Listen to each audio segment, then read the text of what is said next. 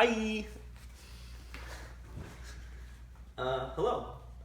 So hey, we are here. It's our last day at the Guardiancon, which is now over.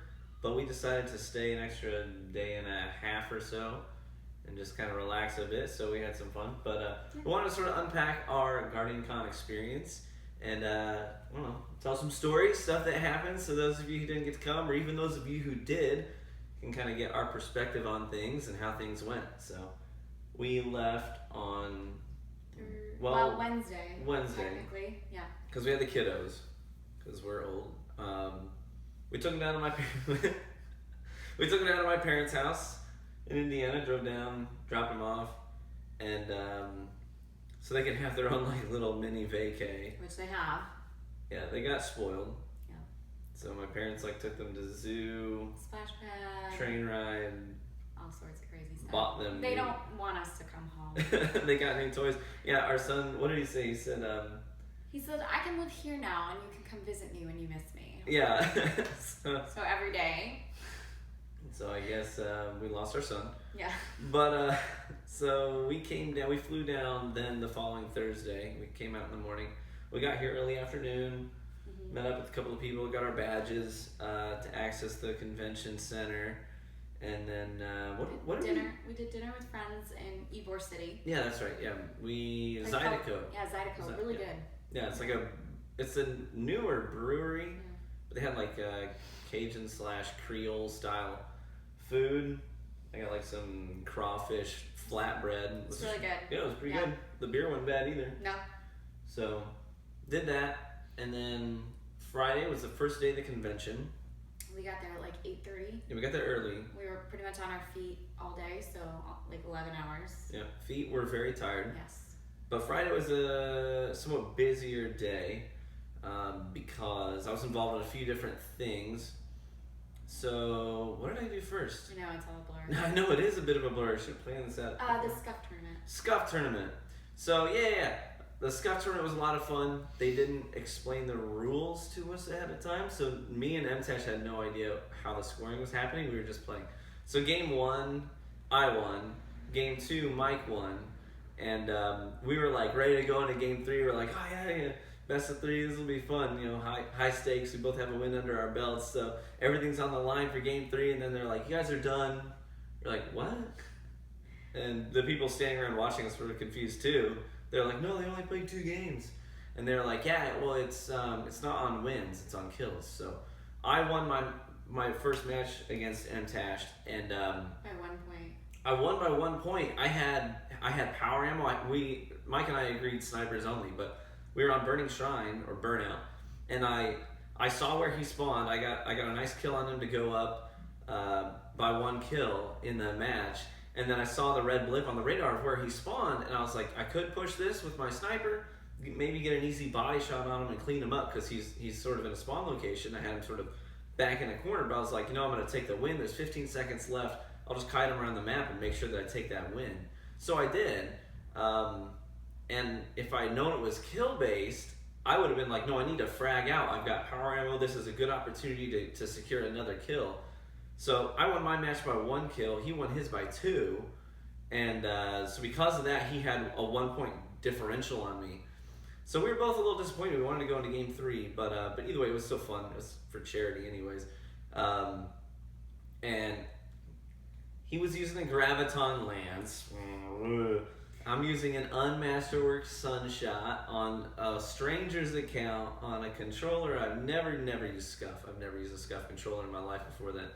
I'm not giving excuses. I'm just giving a little bit of perspective on how he cheated. But Mike won that technically. So, and then we went into, I did another... Yeah, but Mike was supposed to go on in the tournament, and then he couldn't, so you took over for him. Mike couldn't go on to the second game just because he was like casting stuff, so they had me sub in for him. And truth be told, I got steamrolled in the first game. It was against Cammy Cakes. And I mean, you may have seen the live stream, but Cammy like brought his own little pouch. He unzips it, he pulls his own controller out, he signs into his account, and it's on a PC build, right? And I'm like, well, my PC character is, I haven't played PC in several months. So one of the casters was like, here, let me just sign into my account. And they're like, you guys got to get going. So I was like, oh crap. So I just picked the guy's Warlock. I thought, well, I'll just play on Dawnblade, because I play on Dawnblade every now and then. And he had nothing, no cooldown mods. He had only one. There's a train going. There's a train, if you hear that. We haven't heard of any trains. This is the first time we have a train. But he only had one exotic weapon besides power weapons, which Cammy and I agreed not to use power weapons ahead of time. So he only had one exotic gun in his inventory, and it was an unmatched sword, Sunshot. And he only had like 4 kinetic weapons. So I was like, I guess I'll use these. And no cooldown mods or anything. And of course, Cammy's on his account. He's got like all his guns all ready to go, and he's swapping stuff in and out. And I felt helpless game 1. Like, he just steamrolled me. Game 2, it was on Endless Veil. And I actually had like a really good 4 kill streak on him. I was starting to get a little bit of momentum, but he ended up bringing it back and taking the W. Again, it's kill based, so I would have had to like win by 6 kills in order to actually win that. But either way, since it's on a PC build, I think the viewers actually really preferred to see Cammy go on anyways and let him showcase all of his sort of off-meta, quirky, fun things that he likes to do. And I think he went on, he beat Luminosity after that, and I believe he lost in he got to the finals, I think. Okay. Yeah, Cammy got to the last, I want to say it was Lil Sonic. Okay. Lil Sonic won the tournament. If you guys don't know who Lil Sonic is, you should check him out sometime. He does stream. He's a phenomenal player. So he ended up taking the W. No surprise that the PC boys went on to the finals and wrap the thing up. Butt White played really well, actually. Butt White sort of represented the console community, and he got pretty far. Watts played really well and repped the console community very well as well on that PC build. So shout out to her. So day 1, 1v1 tournament, shindigs. Mm-hmm. Did I do anything other than the Gambit tourney? I don't think so. He walked the floor a lot of walking the floor and just letting people meet up with him, sign autographs, take pictures, and that kind of stuff. Yeah, lots of signing the rest stuff. of the day until the Gambit tournament. Yeah. Gambit tournament was awesome.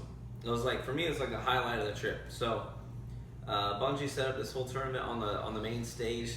It was live streamed from the Guardiancon account. So if you want to go back and watch the past broadcast, just go to the Guardiancon Twitch account, go to past broadcast, and it should be in there. But there were 4 teams represented, and my team was me, Dylan, DMG, the community manager at Bungie, Burn BB, and Rick Cacus HD. So that was our team, and in our first game, we squared off against like She Snaps, EK, Broman. I forget who the 4th was. I'm going to be very offensive to that person by forgetting. But Mav. Yeah. No, I don't. No, not Mav. Someone else. So I'm a professional. So anyways, and we took that series 2-0, and I got a couple like really nice 4-piece team wipes on invading, and it was just a lot of fun. The crowd was into it. We were into it. Yeah, it was like I was sitting in the crowd, and it was just the energy was amazing. It was everybody was just having so much fun. Yeah. So later this week, I'm going to give a video on my full thoughts on Gambit, but just as a precursor to that video, I will say that Gambit is really dynamic. There's a lot of action all the time. So since it's a high activity game, that game type it's action all the time. It's really good for streaming. It's good for entertainment. Like, people were just into it the whole time. There's always stuff going on in Gambit. So really excited about sort of the streaming and YouTube potential that Gambit has. So sorry if our voices sound raspy. We've been talking really loud all weekend, trying to talk over things. Yeah, talking a lot, trying to be heard. And like, hey man. Yeah. So our voices are sort of slowly recovering. So we swept that series 2-0, and we went into the finals against Mr. Fruit, Miss 5000 Watts, Robbie from Bungie, who is like lead designer for Gambit. So basically, I had to play against the guy that made Gambit. And who's the 4th? I don't know. We've had so much going on. I apologize. There's lots of information bouncing around in here. But anyways, we on game 1 we played really well, and I was on invading. I got some really nice kills on invading. We got our primeval burned down first, and our primeval literally had like 0 health. And I'm looking at it, and I'm like reloading my gun, like, yeah, we got this, easy peasy. The other team still had like a quarter of a health bar left on theirs, so we were like, we thought for sure we had that game won. And if you watch the past broadcast, you'll see what happened. But basically, there's a little sliver of health on ours, and we could have just slapped the thing instead of reloading our guns, and it would have died. But suddenly we look in the health bar on the other team's primeval, just goes zoom, all the way to 0. And we're like, what just happened? Like, what happened? And it all happened so fast. It happened in a second. The crowd went crazy. It was so funny. Oh man, on the other side of things, what had happened is they threw down the new Dawnblade Super, which is like it's a giant rift that's both healing and empowering, and the effects are buffed, obviously, because it's a super version of those things. And so they're all standing in that empowering rift, and they just all turned on the boss, and it just got destroyed. So it was like a clutch super to win the game. So even though we lost, like, man, that's great entertainment value. Yeah, it was a really good It was game. it created a fantastic and memorable moment. And of course, Bungie, from their Twitter account, tweeted out my shock and humiliation, my response to it, like, jaw dropped anyways. But it was good fun either way. We went into game 2, and their invader, I don't recall, I mean, we didn't have names of players, so we had no way of knowing who it was that we were fighting in any given moment. But their invader came through, and we managed to take the invader down, but not before that person, I don't know if they targeted specifically on purpose, but the person that was collecting motes on our team and had a bunch to bank, I think they were at like 12 or 13, which is a significant amount of motes to put in the bank. But before they could get to the bank, the invader took them out and just kind of eliminated our potential to offset the difference in score there. And we lost all those modes, but we put the invader down. Unfortunately, the one person they killed was the person that mattered the most to us. So we were trying to play catch up at that point. I invaded a few times in a row after they spawned with their primeval way before we did. So I knew that I had to slay out in order to offset the difference. And if you're not familiar with Gambit in the game mode, when you go in and you invade the other opponent's arena, anytime you get a kill, it gives health back to their boss, their primeval. So I went through and I'd get 2 or 3 kills here and there each time I invaded, and I actually reset the health and all the progress they were making on their boss. I think 3 times in a row, I got their health bar all the way back to full. But we weren't able to get our primeval up in time, and eventually they started getting smart. And I blame, if Robbie watches this video, I know it was you, because you made the game mode.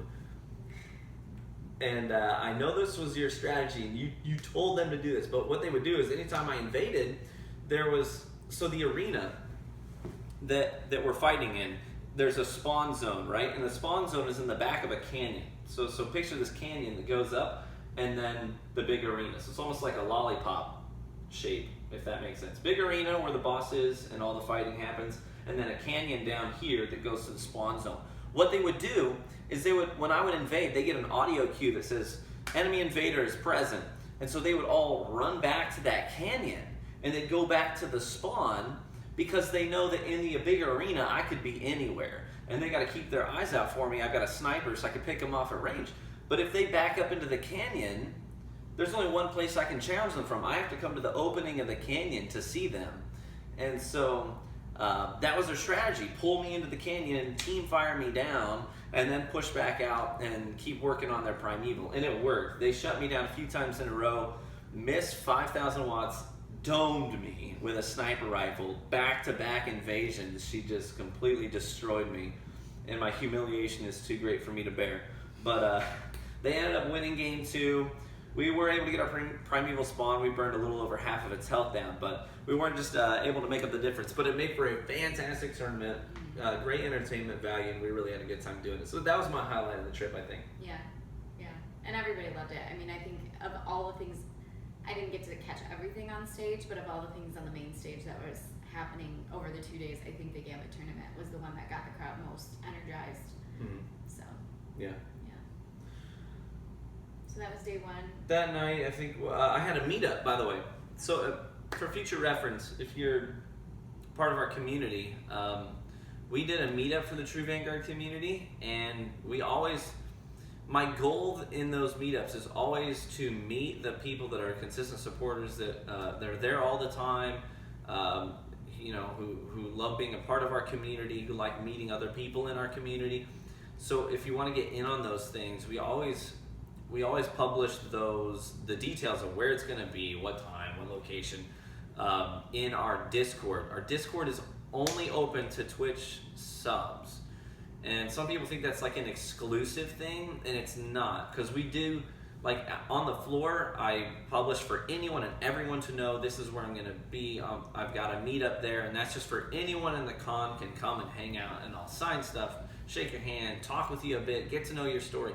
But the sub-only Discord meetup that we do is really for our tight-knit community. It's an appreciation. It's an appreciation. People who support. Absolutely. And one of my favorite things about that meetup on Friday night was that there were a couple of moments where I was able just to go to the corner of the room, because we had it in this like a brewery / cider place, so it's approachable for everyone. And I was just able to go to the corner of the restaurant, the bar, and just kind of look out, and everyone from our community just talking to each other. They know each other's gamer tags and Twitch names, and our moderators are there interacting with people, and it's just so cool to know that it's not even all about me. Like I can withdraw 100% from the conversation, and it's just a bunch of friends from a community that we've built, and to me, that's a big pride point. Like I'm just so proud of the community that our moderators and the people who are regulars have built. So shout out to those people. Saturday, I got there early and played a little bit. I cheated because I could get into the con. I had a special badge, so I was able to get into the con early with Steph. It's not cheating. It's kind of cheating. I got to skip what's like some people waited in line for 6-7 hours to play Gambit. Well, it was a thank you to everybody who was working the con to be able to play Gambit before it opened. Yeah, because all the people working the con obviously can't stand in lines for several hours to play the game mode. But so we got there early, and I played with I don't know, Tux. If you're in our Twitch community, you probably know Tux. He's a good friend of mine. So I get to play against him and some of the other guys on the community team at Bungie, and then some of the other workers and vendors who were there. We played some Gambit first thing in the morning. What else did I do that day? I did a meetup. If you caught his, he did a live stream from the St. Jude booth for about 2 hours, 2.5 hours. Yeah, about 2.5 hours. Which was a lot of fun. It was cool to have people kind of swarming and being able to see him, from behind, watching the monitor. And the St. Jude play booth was like in the middle of the convention center, in the middle of the floor. So like there were just people swirling around all the time. And it was just a really good time to be up. Of course, I'm playing. I played PC Destiny for the stream and signed into my old account and leveled myself up again. So there's that. But it was a good time. It was. We played well, had fun. Yeah. And people were donating with a donation link in chat just to help to support St. Jude's as well, which was a good time. Yeah, and then you did a meetup at the DCP booth because sometimes he walked the floor for whenever he wasn't doing some sort of event. He walked the floor for both days, but sometimes it's like it was hard to be able to find whatever content creator you wanted. So the wonderful people at DCP offered a third of their booth for content creators to have a meet and greet, which is awesome. I have to give them a shout out. They're wonderful people. Yeah. And so he was able to snag a table, and we just, kind of tweeted and socialized that this is where he was going to be. So if there were people who were specifically looking for him that hadn't had a chance to meet him yet, they were able to come and line up and take pictures and be able to talk to him, and that was for about an hour. Yeah, we did that for about an hour, and then immediately after that, Steph had a meetup. She did a meet and greet with the other girls of the 3 Minute Break podcast or live show that they like to do. So it's her, Dr. Lupo's wife, Sam. Mrs. Dr. Lupo, wife Valiant, which is King Gathalion's wife. Yeah, Goth's wife. Amy Bowman, who is Professor Bowman's wife, and we were missing our 5th member, who is Mrs. Grenader, which is Grenader Jake's wife. Grenader Jake's wife. So they did the poker tournament instead of Guardiancon this year, so she wasn't able to make it out. We weren't planning on doing a meet and greet, but then we had a lot of people who were like, oh, we'd love to see all of you together, and we're like, oh, maybe we should make this happen. So for about a half hour, we stood kind of behind the Buffalo Wild Wings booth and just said, hey, if you want to come meet all of us at the same time and take a picture, come. And we had a great turnout. People were lining up, yeah. you know? So yeah, and we had cool. a lot of really good feedback that people just really enjoyed, either watching our YouTube videos or checking out the streams, and just whether it's like insight into the lives of streamers, like behind the stream, or if it's, you know, people who are looking to get into streaming and they want advice on significant others and you know, how to navigate like getting into streaming with a family or a spouse. So it was really cool. It was really fun. Yep. Yeah. So the second day of Guardiancon ended on a duos blitz, which was Ninja and Dr. Lupo on Fortnite, live cast by the only one I know that was up there was M-Tash. I don't remember who else was up there. So M-Tash, Angry Iceberg, and Typhoon Trav. Oh, okay. So good dudes, all good dudes. So they ended the con on that on a high note, and then Saturday night we're just hanging out with friends. Yeah, we just hung out. Doing an after party, celebrating, because you know the con is so much fun. You get to hang out with all these people in the community that you don't get to meet, but this is the one time of the year you get to see some of your best friends. So after the con was kind of reserved for our close friends and being able to just interact with them for a little bit. Oh, I did miss one thing. On the second day of Guardiancon, I did a live interview on the floor with the people at High Res. And High Res, they're the people that made Realm Royale, the new BR. I mean, you see, a lot of bigger streamers are playing it. I mean, Josh OG's been playing it, Gathalion's been playing it, Ninja's played it a few times. You know, there's a lot of people who are trying to give it a fair shake, and it's a fun little BR with a new take on the BR genre, being class-based, sort of in a fantasy style world. I stream it. I'm going to be in a tournament, a duos tournament with M-Tash on Tuesday. But anyway, so it was fun to do a live interview from the floor with them as well. So that'll be on some of their social media. But yeah, so Saturday night, I went to there was a meetup at Meetups, ran into a lot of people there. So some of the there was a DCP party. There's a DCP party, so whoever was at the Destiny Community Podcast meetup there at the pub, we got to see a lot of those people as well. I randomly ran into Bife while walking down the street in Ybor City. I saw him just standing outside a restaurant, and I decided to creep him out a little bit. And so he didn't see me coming. I just kind of walked right up next to him, and next thing he knows, there's someone just going, sniffing him up, and he was like, what is going on? He was like, you scared the crap out of me. But anyways, yeah, we were driving down the street at one point in an Uber, and I see the BSK guys, and I rolled down the window, I'm like, Luminosity! And they're like, what? I'm pretty sure we scared several Uber drivers with our behavior. Oh, we had an interesting Uber driver named Luis, and it was midday, and he was turning on strobe lights in the car and playing rave music, and he's doing this, he's like, yeah, and he kept going, ah, yeah. So he was interesting. Yeah, we gotta get going because we gotta go catch a flight. Yeah. But anyways, we had a blast. Yes. Had a lot of fun. Welcome to our humble abode. We rented a house with some close friends of ours, just the four of us, and had a great time. Looking forward to next year. Hopefully you can make it next year as well. And I look forward to seeing you around. Thanks. Bye. Bah.